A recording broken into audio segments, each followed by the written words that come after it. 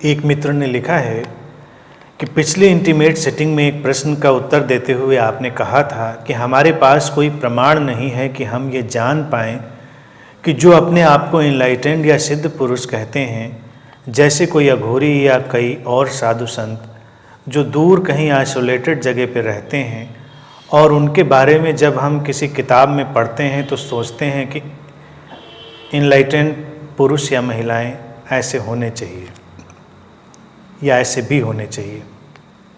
मेरा प्रश्न ये है कि प्रमाण तो हमारे पास किसी का भी नहीं है कि वो इनलाइटेंड है, जैसे ओशो, बुद्धा, कृष्णमूर्ति, अन्य कई।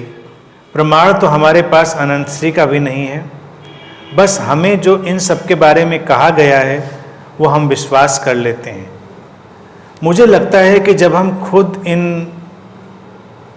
बातों से न गुजरे हों, इनलाइटेंड जैसी चीज़ से न गुजरे हों जो इन सब महापुरुषों को हुआ, तब तक हमारे पास कोई प्रमाण नहीं होगा और हमारे भीतर कोई ऐसा बड़ा बदलाव भी नहीं होगा। बस हम इन सब की सुनते रहेंगे या इनके बारे में कहीं किसी का या खुद का लिखा हुआ पढ़ लेंगे और कहीं कभी थोड़ा बहुत समझ आएगा या शायद थोड़ा बदलाव भी आ सकता है। लेकिन अगर प्रमाण की बात करें तो हम तब तक वो एक्सपीरियंस ना कर लें जब तक कुछ भी समझ शायद नहीं आएगा। इतने सारे इनलाइटेंड लोग आए और अपनी तरह से समझाकर अपनी बात कहकर चले गए, लेकिन शायद ही लोग बदले होंगे, वरना हम वैसे के वैसे ही जिए जा रहे हैं और पता नहीं आगे कब तक ऐसे ही चलता रहेगा।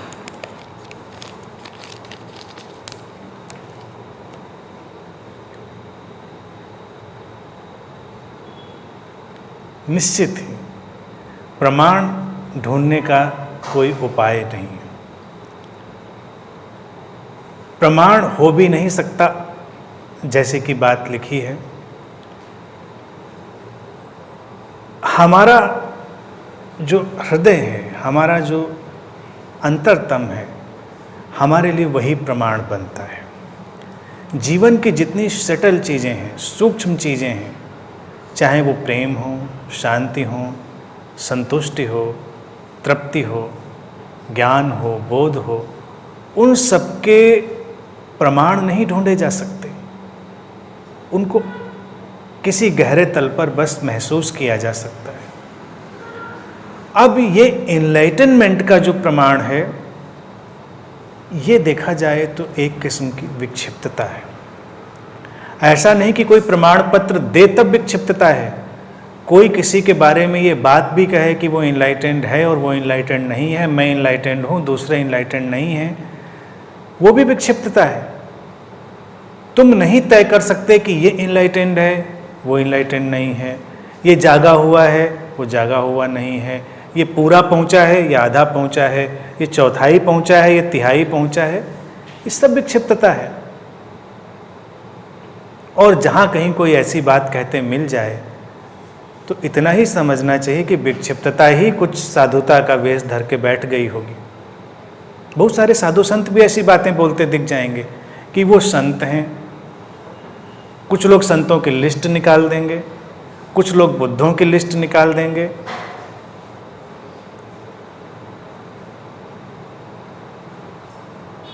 लेकिन क्या जाना भी नहीं जा सकता इस बात को? प्रश्न फिर ये उठेगा, जो प्रश्न है उसमें ये बात उलझी हुई नहीं है, बहुत सीधी सरल है, इसको समझें।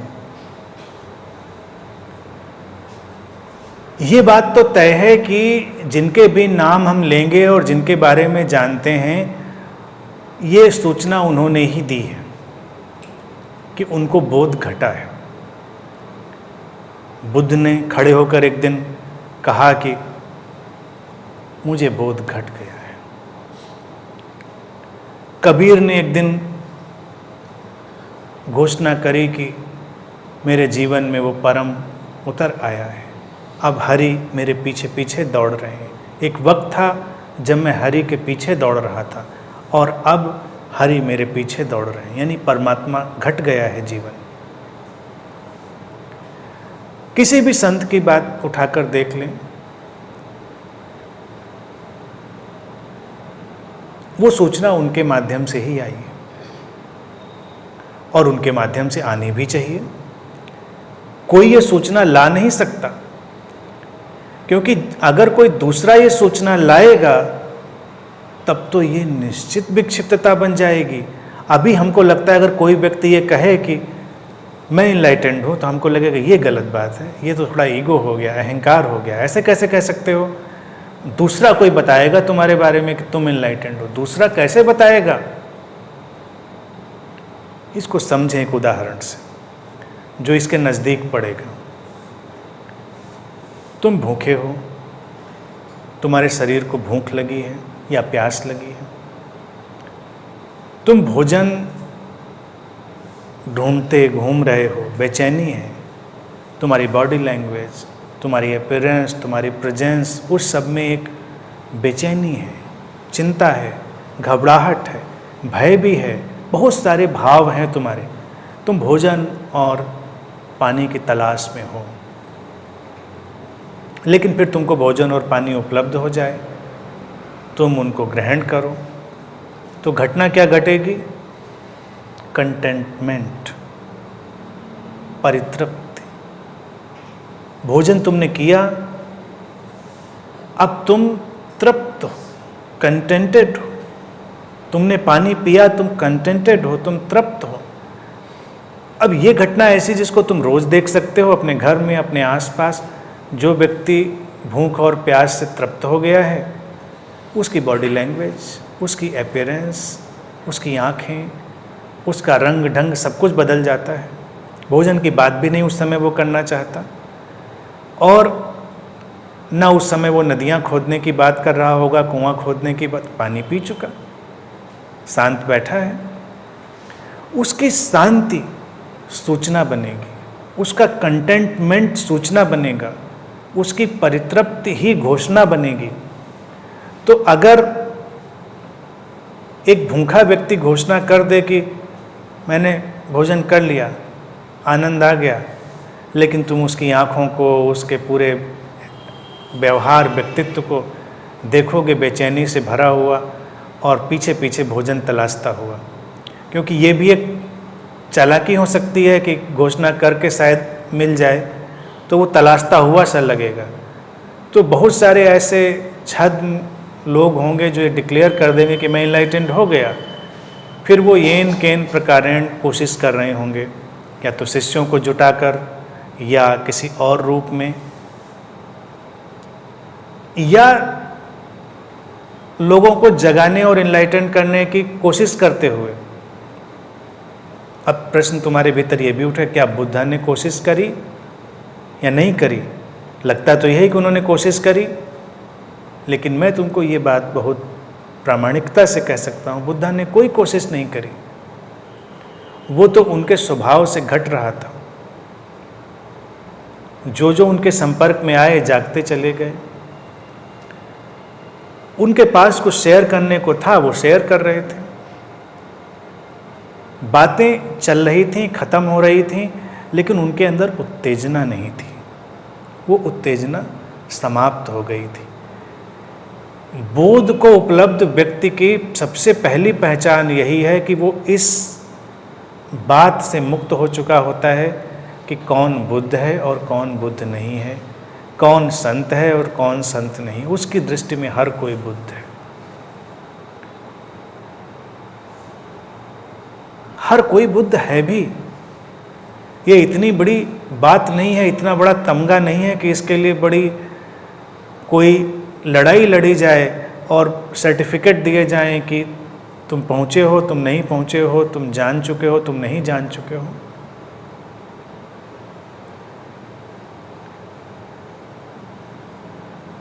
वो उसके अंदर घटने वाली घटना है व्यक्ति के, वो उसका अपना जीवन है, उसकी अपनी सुगंध है, अपनी खुशबू है। वो उस हिसाब से चलेगा और अपने अनुसार, अपने कंसेप्ट के अनुसार हर व्यक्ति इनलाइटेंड होगा। ये भी बात समझ लें। इनलाइटनमेंट का भी कोई ऐसा फिक्स्ड क्राइटेरिया नहीं बनेगा कि तुम कहो कि ये इनलाइटनमेंट है, ये संतत्व है, ये नहीं तो संतों के फिर कैटेगरी बनेंगी, उनके फेल पास होने के पैमाने बनेंगे। बहुत सारे कल्ट संतों के लिए भी कुछ शर्तें रखते हैं कि ये शर्तें जो पूरी करें वो संत माने जाएंगे, जो ये शर्तें ना पूरी कर पाएँ वो संत नहीं माने जाएंगे। हमने भारत में कोई शर्त, कोई पैमाना, कोई कैटेगरी, कोई एनालिसिस, कोई प्लेटफॉर्म कुछ रखा ही नहीं। और संतों की तमाम कोटियाँ, वैरायटी, संतों का बहुत सारा फैलाव, विस्तार हम सब देख सकते हैं भारत में, और हैरान हो सकते हैं कि हमने इतनी वैरायटी, इतनी भिन्नता के लोगों को सम्मान दिया और उनको हमने संत माना, क्योंकि हम जानते रहे कि ये अपना कंसेप्ट, उसके अकॉर्डिंग, उसके अनुसार, अपनी अवधारणा के अनुसार व्यक्ति इनलाइटेंड है, और वो अगर उसमें पूरी तरह से तृप्त है तो है। तुम लौकी खा के तृप्त हो, कंटेंटेड हो, ठीक है। कोई चाइनीज़ खा के कंटेंटेड है, वो उसके लिए। अब तुमको लगता है लौकी तो बड़ी ख़राब चीज़, लौकी से क्या मजा, लौकी खा के कोई तृप्त हुआ तो तुम हमेशा कहोगे कि भाई कुछ और खाओ, ट्राई करो भी, क्योंकि तुम्हें यकीन नहीं हो रहा कि लौकी खा के ये पूरी तरह से इसकी भूख मिटी होगी और ये तृप्त हुआ होगा, कंटेंटेड हुआ होगा। तुम किसी और भोजन की तलाश में हो, कोई हो सकता है ऐसा। लेकिन जो संतुष्टि की गहराई में उतर गया, वो उतर गया, उसके लिए ट्रांसफॉर्मेशन हो गया। उसके लिए हम तय करने वाले नहीं हैं कि उसको वो घटा नहीं घटा। जैसे अपनी भूख और प्यास मिटाने वाले किसी भी व्यक्ति के लिए कोई फरमान जारी करने वाले हम नहीं होते, और बाहर से देखकर भी हम तय नहीं कर सकते कि किस किस की भूख प्यास मिट गई है। जल्दबाजी में नहीं, लेकिन बहुत ऑब्जर्व करेंगे तब दिखाई दे जाएगा। और क्राइटेरिया बस वही संतुष्टि, शांति, प्रसन्नता, ठहराव का होगा। अब इस इनलाइटेंड होने और न होने की कवायद में जब लोग निकले तो एक ऐसी विक्षिप्तता होती है कि लोग फिर अनुयायी भी तलाशेंगे, अपने फॉलोअर्स तलाशेंगे और बहुत सारी बातों को लेकर आगे बढ़ाएंगे। क्यों? कभी इस पर तुम गौर करके देखो कि जब कोई व्यक्ति भूखा होता है तो बड़ी चिंता करता है कि दूसरों ने खाना खाया कि नहीं खाया। कई आध्यात्मिक लोग इसको कंपैशन में डालते हैं कि देखो मैं तुम्हें जगाने की कोशिश कर रहा हूँ, कंपैशन है मेरा कि तुम जागो। लेकिन अक्सर भूखे लोग पड़ोस में भी झांक के पूछ आते हैं कि और भाई खाना मिल गया, दंगा हो जाए, अर्थक्वेक आ जाए, संकट हो गया हो, खाना ना मिल रहा हो, राशन ना मिल रहा हो, बिस्कुट का एक पैकेट ना मिल रहा हो, तब देखिए लोगों का भाईचारा, कोऑपरेशन। एक दूसरे से पूछाते हैं कि भाई साहब आपको कुछ मिला खाने को, पानी है घर में आपके? कहते हैं हाँ मेरे पास, ठीक है, मेरे पास एक है बिस्कुट का पैकेट, 2 आप ले सकते हैं। लगता है कितनी मोहब्बत है लोगों में। लेकिन ये आतंक से उपजा हुआ संग साथ है, खालीपन से, जो नहीं मिल रहा है उससे उपजा हुआ। अभी वो जो कंटेंटमेंट था वो दूर है, बहुत दूर, तो साथ ढूंढ रहे हैं। लेकिन अगर अभी वही पता चल जाए कि नहीं, राशन भरपूर है, कोई समस्या नहीं है, सबके घर में पूरी व्यवस्था है, सब अपने घर में खा पी कर सो जाते हैं, फिर कोई पड़ोस में पूछने नहीं जाता कि आपने खाया। जब तुमको पूरा कंटेंटमेंट हो जाता है, पूरी संतुष्टि और तृप्ति मिल जाती है, तुम आमतौर से पूछने नहीं जाते। लेकिन फिर एक दूसरा द्वार भी खुलता है कि पहले तल पर तुम अपनी संतुष्टि में आराम से अपने घर में विश्राम कर सकते हो, और फिर दूसरे तल पर जब तुम्हारे पास प्रचुरता में हो तुम उसको शेयर भी कर सकते हो। लेकिन तब उसमें कोई आतंक नहीं है, कोई बेचैनी नहीं है, कोई उत्तेजना नहीं है, उसका फ्लेवर अलग है। तो बुद्ध जैसे लोग भी शेयर करते हैं, लेकिन वो उस तल पर है जब वो पूरी तरह से परितृप्त हैं, उनके पास ओवरफ्लो हो रहा है, शेयर हो जा रहा है। लेकिन अभी जो अभी परितृप्त नहीं हुआ है पूरी तरह से, वो भी लोगों को जोड़ेगा, इकट्ठा करेगा, अनुयायी बनाएगा, फॉलोअर बनाएगा, और इस आश्वासन में कि साथ चलते रहें और थोड़ी बेचैनी कम रहे। जब लोग किसी भय और आतंक में होते हैं तो साथ उनकी थोड़ी बेचैनी को कम करता है। तो बहुत सारे संप्रदाय, बहुत सारे कल्ट, बहुत सारी व्यवस्थाएं ऐसे ही चलती। तो इस विक्षिप्तता में बिल्कुल भी नहीं पड़ना है। सारे लोग उतने ही इनलाइटेंड हैं, उतने ही बुद्ध हैं जितना कोई बुद्ध, कोई महावीर, कोई कबीर, कोई नानक, कोई भी। अब इन नामों के झंझट में भी क्यों पड़ना? ये नाम बड़ी अड़चन पैदा कर देते हैं, क्योंकि तुम 4-10 नाम गिनते चले जाओगे और 4-10 नाम तुम्हारी कैटेगरी से बाहर पड़ जाएंगे तो तुमको लगेगा वो नहीं है।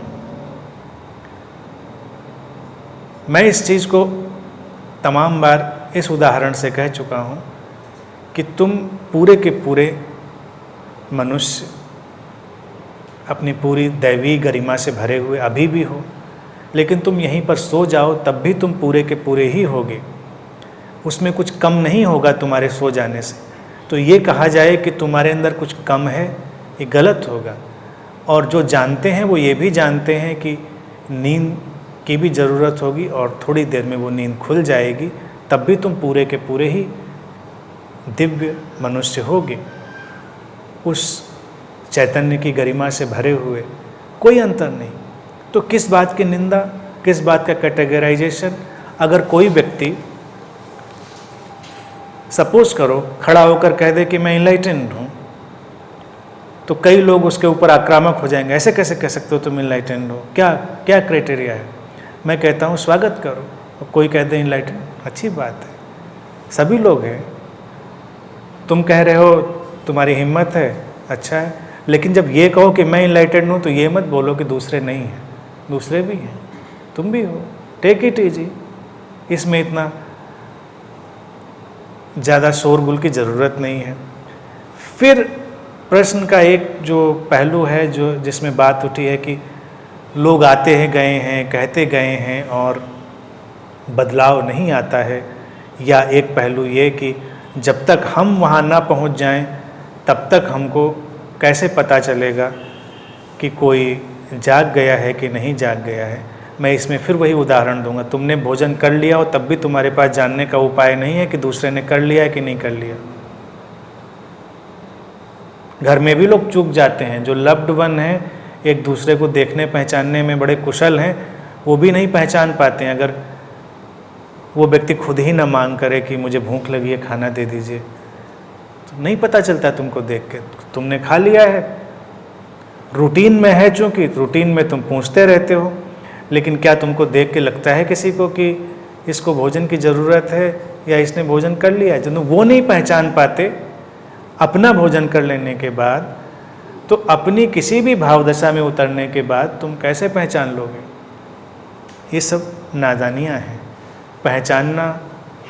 क्योंकि ये एक बात चलती है कि एक इनलाइटेंड व्यक्ति दूसरे इनलाइटेंड व्यक्ति को पहचान लेगा। ये बात इस नादानी से निकली है कि इनलाइटनमेंट कोई बड़ी स्पेशल चीज़ है।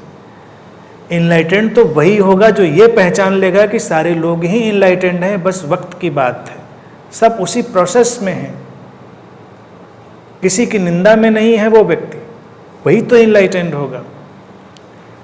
भारतीय दर्शन में अगर देखें तो यहाँ कमाल की बातें करी गई। अगर तुम राम के जीवन में देखो तो ऐसे तो रावण जब आएगा कैरेक्टर में तो तुमको बड़ा बुरा और विलेन ही जान पड़ेगा, और विलेन जैसा लगता भी है, उसका डिपिक्शन भी वैसा है। लेकिन हमने पैरेलल उसको उतना ही विद्वान और कुशल भी बताया है। लेकिन राम भी उसकी निंदा में नहीं है, वो अपना रोल कर रहे हैं, वो अपना रोल कर रहा है, ये जानते हैं। राम भी जानते हैं कि उसके अंदर भी कुछ अप्रतिम संभावना भरी हुई है, तो वो अपने छोटे भाई से, लक्ष्मण से अंतिम समय में कहते हैं कुछ जाकर सीख लो, रावण से भी सीख लो, वो भी तुम्हें सिखाने के लिए सक्षम है। यानी कि अगर हम मानें कि लक्ष्मण अवतार हैं, राम अवतार हैं, यानी कि इनलाइटेंड, तो रावण जो विलेन के कैरेक्टर में आया है उसके पास तो कुछ भी नहीं होना चाहिए कि जो उनको भी सिखा सके, बता सके, लेकिन भारतीय दर्शन कहता है कि उसके अंदर भी पूर्णता का वो एक पहलू है जो उनको भी कुछ सिखा सकता है, बता सकता है। राम को भी अपनी एक पूजा में उसको आमंत्रित करना पड़ता है। ये सब प्रतीक कथाएं हैं और ये बताती हैं कि निंदा नहीं कोई भी। ऐसा करेक्टर जिसको विलेन के तौर से हमने माना है उसमें भी हम पूरे इनलाइटनमेंट की गरिमा को मानते हैं। वक्त की बात है, रोल की बात है, कैरेक्टर की बात है। अभी वो ये रोल कर रहा है, जब रोल से बाहर हो जाएगा तो वो इनलाइटेंड है। इस डुअलिटी के प्ले में, इस प्ले ऑफ कॉन्शियसनेस में हर इंसान को अलग अलग रोल मिल गए हैं और सब अपने रोल में खोए हुए हैं, अपनी भूमिका में। जैसे ही उस भूमिका से बाहर निकलेंगे सब इनलाइटेंड। एक इनलाइटेंड व्यक्ति की पहचान अगर मुझसे पूछो तो यही है कि उसके मन में किसी के लिए निंदा नहीं, तुलना नहीं, कंपैरिजन नहीं, आक्रामकता नहीं, क्योंकि वो जानता है सब वही हैं। थोड़े फेर की बात है, थोड़े बदलाव की बात है, सब वही है।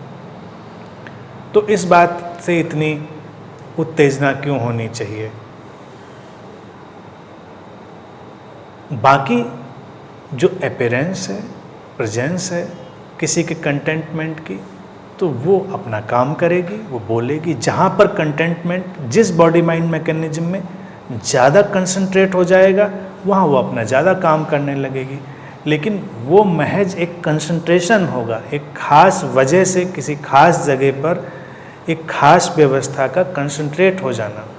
जैसे उस बोध यानी एनलाइटनमेंट, वो कंटेंटमेंट, तृप्ति, वो प्रेजेंस, उपस्थिति, शांति, उस सब का एक खास बॉडी माइंड मैकेनिज्म में ज़्यादा कंडेंस हो जाना, वो वैसा ही है जैसे कि नेचर में कहीं अच्छा वातावरण बन जाना। तुम वहाँ चले जाते हो, वहाँ बैठते हो, सुकून पाते हो। जैसे हिमालय में एक शांति का घेर आना, बस एक वातावरण बना है जिसका उपयोग किया जा सकता है, लेकिन वो शांति हर जगह है। ऐसा नहीं कहें कि वो हिमालय में तो यहाँ नहीं है, वो हर जगह है। तो उसका बस उपयोग होगा, सबके लिए वो सुलभ है। और ये बिल्कुल भी ना सोचें कि बदलाव नहीं आ रहा है, बदलाव निरंतर आ रहा है, लोगों के अंदर बदलाव आ रहा है। और फिर इस बात को मैं रिपीट करूँगा, ये लगता है कि बातें सुनने से बदलाव आएगा, तो बातें सुनने से बदलाव नहीं आता, उस प्रेजेंस की वजह से बदलाव आता है। जैसे तुमको भूख लगी है, तुमको रेसिपीज सुनाई जाएं, खाने की बातें बताई जाएं, कितनी भी बताई जाएं, उससे कोई बदलाव तो नहीं आना। तुमको भोजन दिया जाए, तुम खाओ, उससे बदलाव आ जाएगा, वो तृप्ति। तो ये जो प्रवचन, डिस्कोर्सेज वगैरह हैं, ये केवल रेसिपीज़ और उनके डिस्क्रिप्शन का ही सारा मामला है। जो प्रेजेंस है, जो एनर्जी का ओवरफ्लो है, वो फूड की तरह है, वो खाने की तरह है। तुम्हारी कॉन्शियसनेस में एक वैक्यूम है जो भरना चाहता है, कहीं पर उसका ओवरफ्लो है, तुम उसके पास जाते हो, तो that presence is just like a food, वो तुम्हारे अंदर जाती है और तुम परितृप्त अनुभव करते हो। तो प्रेजेंस ट्रांसफॉर्म करती है, ट्रांसफॉर्मेशन आ ही रहा है, तो चिंता नहीं है इस बात की। लेकिन बातें ही सुनते रहोगे तो गड़बड़ हो सकती है। तुम दुनिया की अच्छी से अच्छी रेसिपी, अच्छे से अच्छे मास्टर शेफ़ की बातें भी सुन लो, पढ़ लो, तो थोड़े दिनों में तुमको गुस्सा और आएगा, फ्रस्ट्रेशन और बढ़ेगा। तुम जिस मोबाइल पे सुन रहे होगे उसको तोड़ डालने का मन करेगा, जिस किताब में पढ़ रहे होगे उसको फाड़ डालने का मन करेगा, क्योंकि निकल के तो पन्नों से या मोबाइल से कुछ आ नहीं रहा खाने के लिए। तो बहुत सारे लोग प्रवचन सुनते सुनते, किताबें पढ़ते पढ़ते उसी अवस्था में पहुंच जाते हैं जब वो हर चीज़ को इनकार करने लगते हैं, रिबेल करने लगते हैं। क्योंकि अगर जिस स्रोत से वो निकल रही, जिस बॉडी माइंड से, उसमें वो प्रेजेंस कंसंट्रेटेड नहीं है, तो बात नहीं बनेगी। यहाँ पर प्रेजेंस उस फूड की तरह, उस खाने की तरह, उस भोजन की तरह, जो तुम्हारे अंदर वो कंटेंटमेंट लाएगी। और कंटेंटमेंट ही एकमात्र पहचान है बोध की। अगर बोध के सारी बातों को बहुत संक्षेप में हम समेटें तो एक ही शब्द कंटेंटमेंट, संतुष्टि। फिर कंटेंटमेंट की जो आधार भूमि है, इस पर बहुत इमारत खड़ी होगी, एक्सेप्टेंस की, कंपैशन की, शांति की और प्रसन्नता की, वो सब उस आधार भूमि के ऊपर। लेकिन जो बैकग्राउंड है वो कंटेंटमेंट। एक जो बुद्ध है वो पूरी तरह से परितृप्त है, कोई बेचैनी नहीं, न उसे किसी को बदलना है, न कहीं जाना है, वो अपनी जगह है, पूरी तरह से संतुष्ट है। और वो संतुष्ट इतनी ओवरफ्लो हो रही है कि जो उसके संपर्क में आता है वो संतुष्ट होता रहता है। और जीवन का यही चरम परम बिंदु है जब तुम अल्टीमेट कंटेंटमेंट से भर जाते हो।